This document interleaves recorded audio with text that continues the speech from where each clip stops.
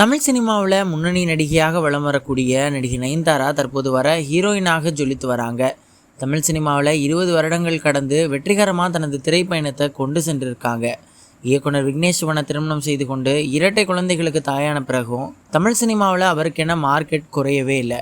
அடுத்தடுத்த படங்களில் கமிட் ஆகி நடிச்சுக்கிட்டே இருக்காங்க. இந்நிலையில் சமீபத்திய பேட்டி ஒன்றில் வலைபேச்சு யூடியூப் சேனல் குறித்தும் அவர்களின் கருத்துக்கள் குறித்தும் பேசியிருந்தார். அது மட்டும் இல்லாமல் அவர்களை குரங்குகள் என்று குறிப்பிட்டு பேசியிருந்தது பெரும் சர்ச்சையை ஏற்படுத்தியிருக்கு. இந்த நிலையில் வலைபேச்சு யூடியூப் சேனல் இதற்கு விளக்கம் அளிச்சிருக்காங்க.